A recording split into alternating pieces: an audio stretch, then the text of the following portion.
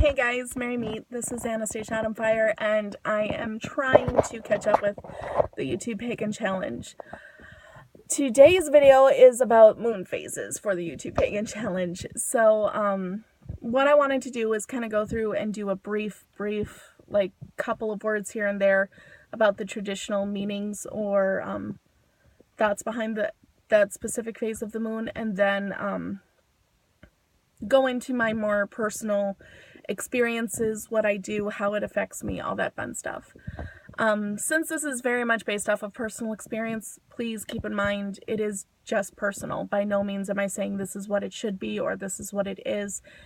I think the moon affects us all very differently. What you have happen with you on the full moon is going to be completely different than what happens with me on the full moon. And I kind of like that. I like when we're able to know the correspondences, we know the traditional thoughts behind it, we know what it's supposed to represent, but then we're able to go out and feel it for ourselves and see where we fit in.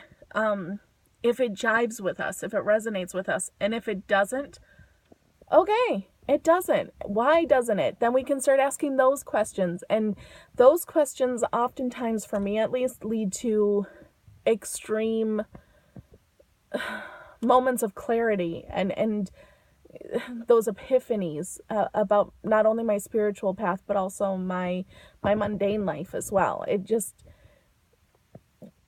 usually when I find that I'm not resonating with how traditionally people resonate, those are usually the moments that define some aspect of me that I've never realized before. So yeah, just wanted to put that out there. I'm going to start with the new moon and work my way around. So the new moon traditionally is about new beginnings. It is about taking that first step into the lunar month. It's a time to state your intent. If you work spells or other spiritual workings, this is a good time to begin that. For me, the new moon is kind of my zenith of power. I am super energized. I am connected to the universe. I am in there. I am filled with so much energy on the new moon. It's almost craziness. Like it gets chaotic sometimes. I've tried making videos on the new moon, and I think I have posted a few of them, and my mind is going from here to here to here to here, and it doesn't really make sense, and it doesn't really flow quite right. And it's because the energy that I'm trying to work through is just all over the place. It's usually a night when I do a lot of crafting. It's when I make my blueprints and my recipes for things that I want to try and things I want to do. It can lead to a lot of buying things because I'll make these lists during the day, and then once I'm off of work, I hit my shops if I have money, and I'm buying things for projects that are, way down the road. But in my mind, I need to get the stuff and I need to get it now. So, recently I feel my observance for the new moon, which is usually kind of my celebratory night. A lot of people, how they would celebrate a full moon is how I tend to celebrate the new moon. I have my offering, I have my incense, I light my candles.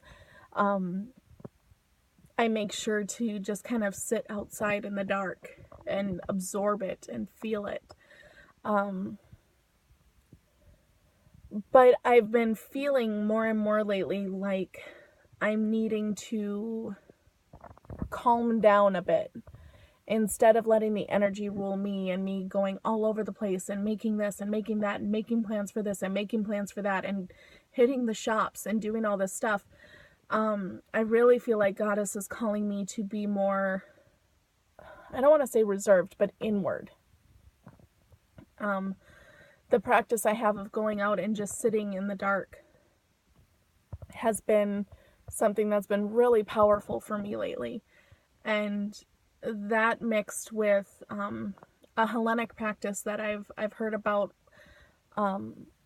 with my research of Hecate Hecate in the Hellenic practice is a household deity. She's about purification, prosperity, and the new moon, they have an observance for her where they have to do all their stuff during the day. Once that sun sets, they are in their house, and that is it. So right before sunset, the idea is to bring an offering to the crossroads for Hecate and the lost souls that she kind of brings around with her, because the new moon is her night to go about our world and bring lost souls to the underworld. It's kind of her way of leading the wild hunt of sorts. And so you're to leave an offering at the crossroads, and as with most offerings for Hecate, turn around and go home, don't look back. And once you're in your home, once night falls, you cleanse your house, you purify your house in her name. And I love that, and that spoke just so much to me. And I have another friend who, he actually is very the new moon is not something he resonates with at all.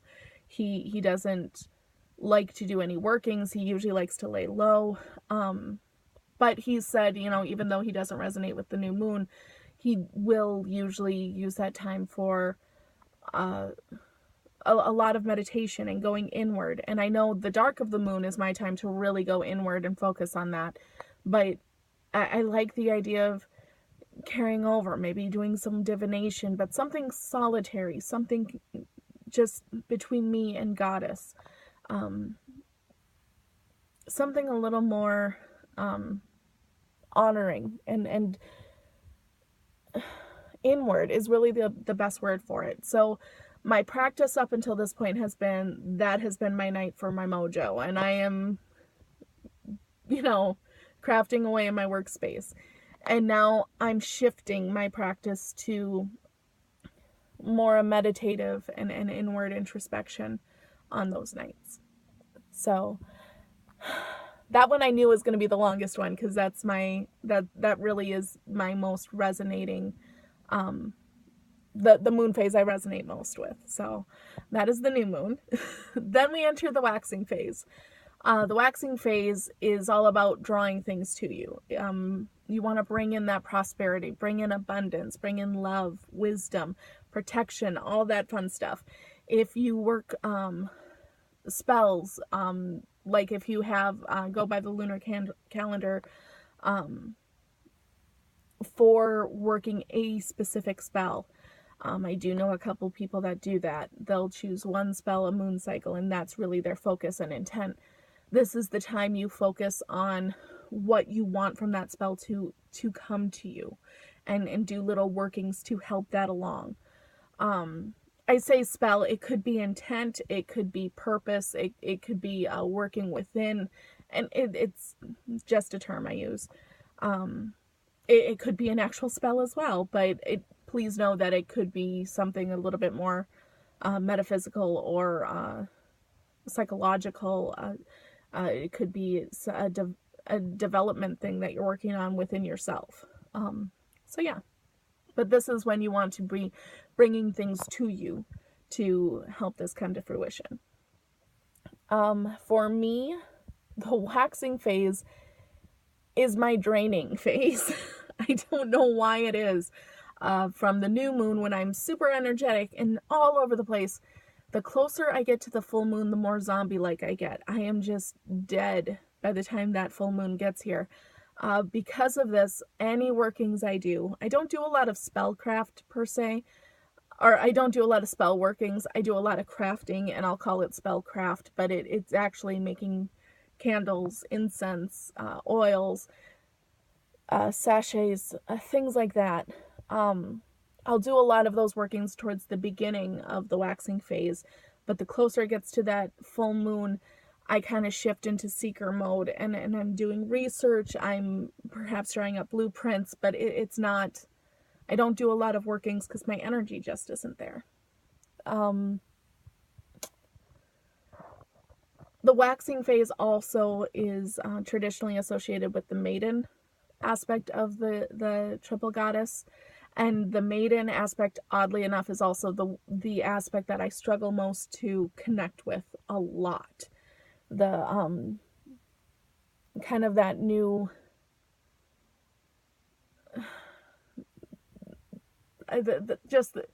I'm not going to get into that because that will go into a very different video, but the maiden aspect of the triple goddess, I really struggle to connect with for some reason, and so it makes sense that the waxing phase of the moon is the most difficult phase of the moon for me.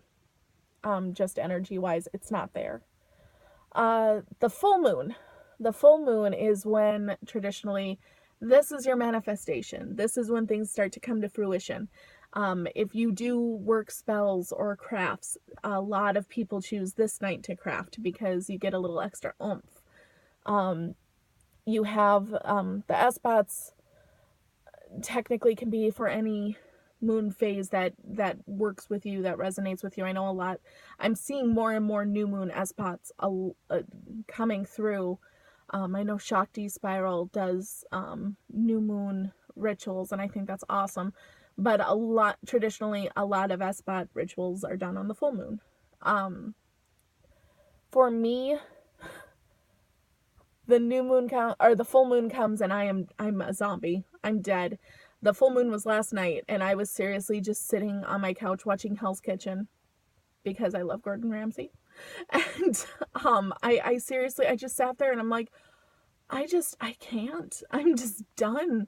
I got to color a little bit with my daughter and put her to bed and sat there, and I'm trying to get through an episode and I'm falling asleep on the couch. It just was not happening.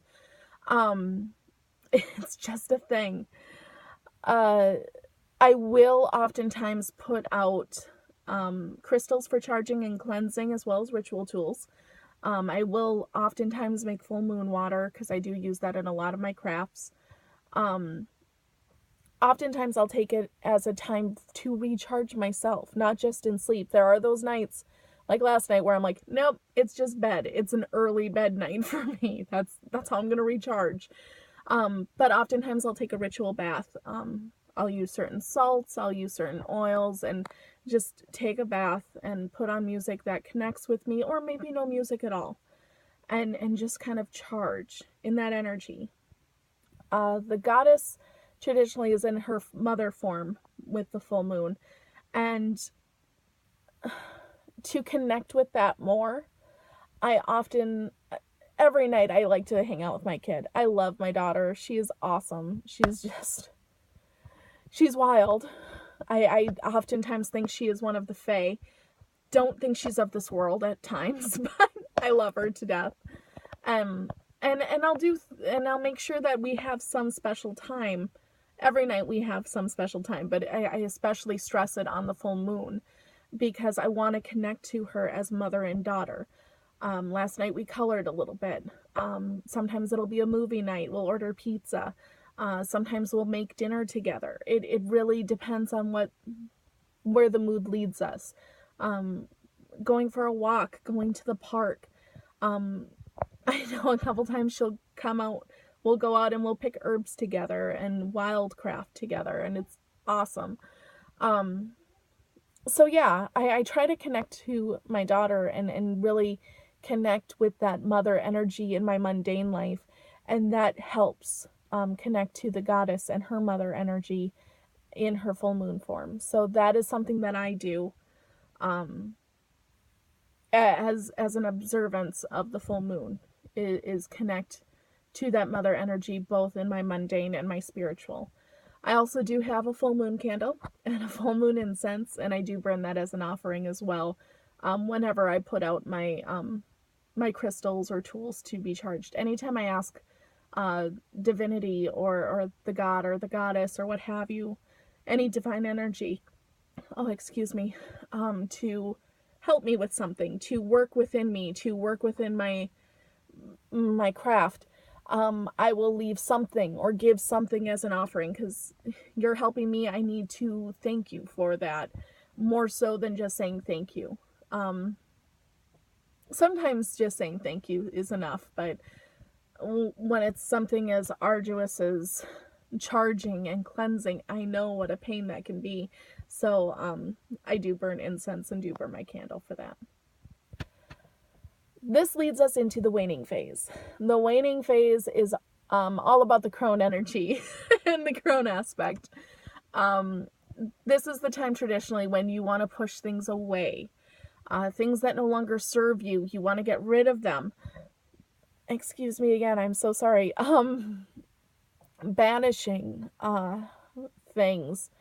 I do know some people that do see the waning phase as a protection time.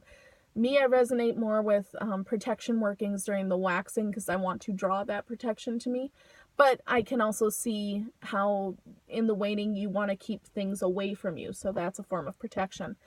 And kind of a bit of advice, I guess, to anyone who does do workings by the lunar cycle with the waxing and the waning. If you feel really called to do a working, but you're like, oh, you know, it's waning, but I want to draw this, you know, prosperity to me. Think about the intent. Put it on its ear. If you feel like, hey, now is the time to do this, go with that gut instinct. I say, I'm very much a gut witch. If I feel like, hey, I need to do this, I need to do this. In the same aspect, if I feel like, hey, I need the full moon for this, hey, I need the full moon for this, even though I'm a zombie on the full moon, I need to do this on the full moon. But with prosperity, for example, if suddenly you're like, gosh, I need to do this prosperity, I need to do this now, but it's waning, instead of thinking of drawing prosperity to you, and you also can work whatever you want to work regardless of the lunar calendar. That's an added correspondence that gives you a little added oomph perhaps, but I know plenty of people that do workings that don't give a fig about the moon or what phase it's in. They just do what they feel. But if you feel so inclined to do things by the moon cycle and with what that is at that time, but you want to do a prosperity working and the moon is waning and you worry about that because you'd rather do it waxing, but you feel like you need to do it now, think of it differently. Instead of drawing prosperity to you, think about removing those obstacles that are keeping prosperity from you. If you don't have a job, think about removing the stress and the anxiety of going through interviews. Think of removing that procrastination. Think of removing these blockages that are keeping you from finding that right job. Things like that. Whenever we do workings, whether they're magical or mundane, it's all about how you approach it. It's all about perspective. And when we're, I know this is pagan and perhaps you don't identify as a witch, I get that, but I speak as a witch, as one. You know, I have the power to put into something whatever I see fit. I have the ability to decide what I'm going to be doing at what time. And if I feel called to do a certain working and I want to correlate it with the moon phase, I know I have the ability and the power to make that moon phase work for me. If that makes any sense at all. I don't know why, just wanted to put that in there. So the waning phase is all about pushing things away. For me, the waning, just like the waxing, I lost energy. Waning is where I pick up energy. From the full moon to the new moon, I am getting more and more energized, more and more focused. I gain clarity. I gain excitement. I gain passion. This is my time of the month. I get super, super excited. When the dark of the moon comes, which are 3 days prior to the new moon, I super resonate with that. I always have. On probably a more personal note, maybe sharing too much, it's also usually my time of the month. So I'm definitely, that new beginning of the new moon, it ain't Whistle and Dixie. It's all about new beginnings for me. Anyway, with the dark of the moon, I've always felt really charged, and sometimes it's hard to stay grounded during the dark of the moon for me. But it's a different energy than the new moon. The new moon, I want to make things. I want to create. Inspiration hits me and it's time to go with it, baby. And that's what I think Goddess is trying to be like. It's good, but let's calm it down a bit, because you also need to be getting the spiritual connection in there, and sometimes you don't. You just like to do things because they're pretty. I'm kidding. They always have some significance, but anyway, the dark of the moon, for me, I have that kind of heightened energy, but it is very connected.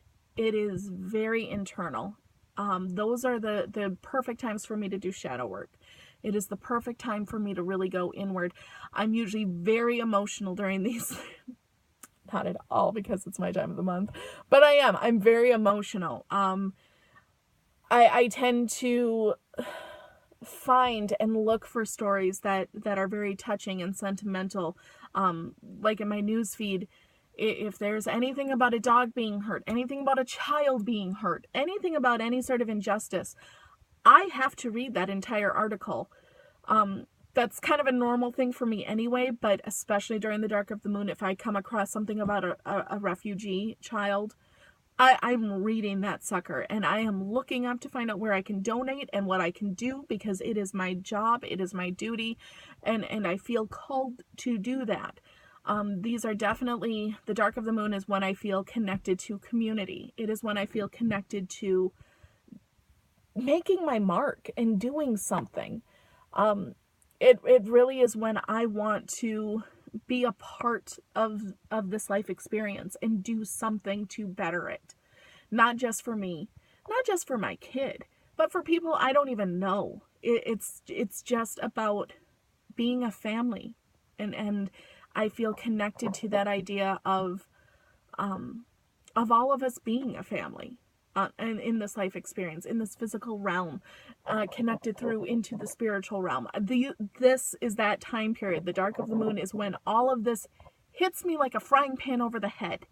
I'm very focused on making myself better and making the world better during these 3 days. And that leads us to the new moon.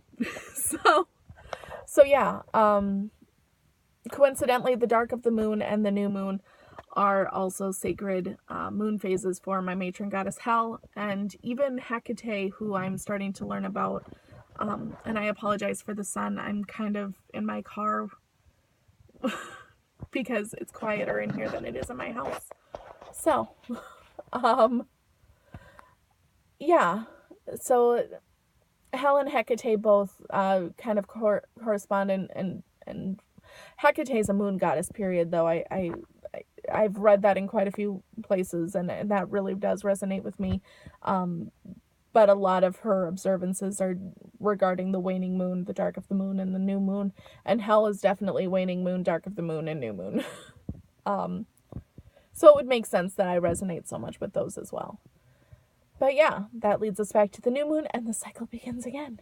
So that is kind of a rundown. I'm sorry if I got a little rambly, I guess. Tends to happen. So yeah, that's my spiel on the moon phases and what they mean to me and how they affect me. Again, in no way does that need to make sense to anybody else. I'm just sharing my experience because I think it's super cool that we all can share our experiences and share our wisdom. So with that, I will let this video be done and get the sucker loaded, and the next video I believe is about the sun, which is now very much on my face. So I'm sorry if that was distracting, but I'm super amped about the sun, so I can't wait to get that video out there too. Thanks so much. Like, subscribe, all that fun jazz, and I'll see you next time. Bye guys.